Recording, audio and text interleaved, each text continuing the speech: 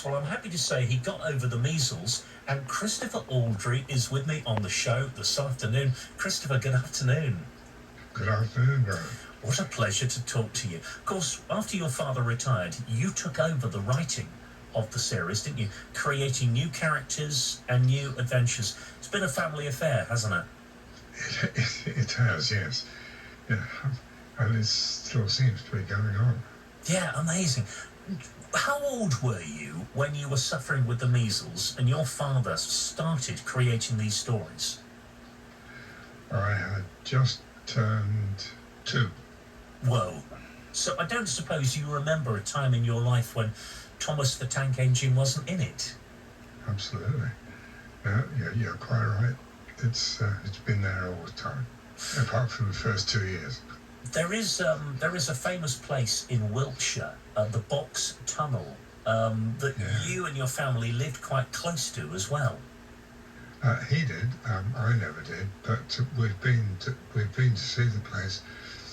It's right next to the line, and Father drew inspiration from quite a lot of what he heard from the engines struggling up the slope.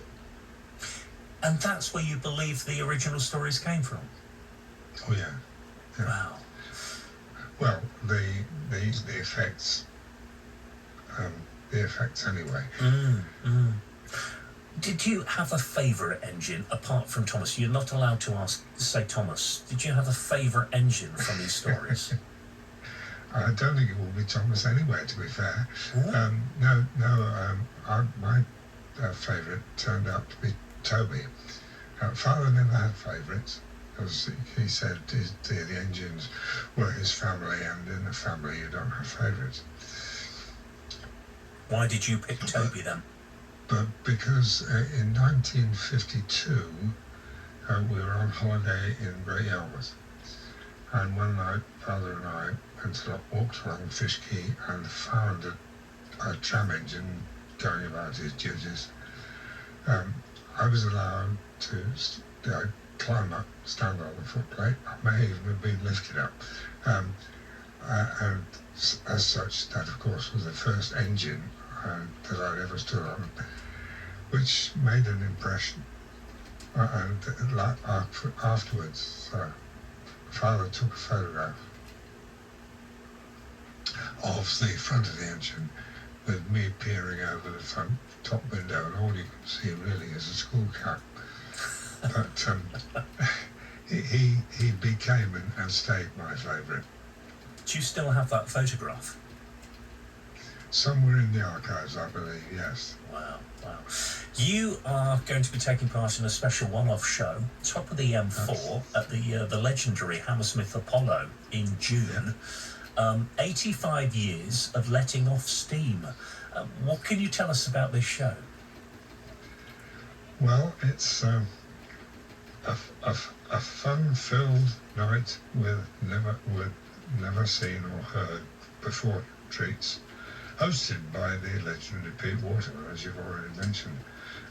But there are visual clips, conversation, obviously, but not all the time. Visual clips, or audition tapes. What else? It's going to be a fun-filled evening anyway. And, railway enthusiasts will be travelling from all over the country, probably by rail, to get to Hammersmith, especially to see this show. I don't know, your father hit on something very special all those years ago. I don't suppose he realised it at the time, but probably very quickly did. He certainly didn't realise it at the time, just because it was just a story to amuse a sick child. But, yes, after the first stories were published in 1945, I believe the first edition of 20,000 sold out in about 3 weeks. And he began to realise then that he hit gold. Well, it's been an absolute joy to enjoy the stories growing up myself, but also for sharing them with my daughter when she was younger as well. It's been a joy. I wish you well with this. It's a delight to talk to you this afternoon, Christopher. Thank you for being with me. 85 years of letting off steam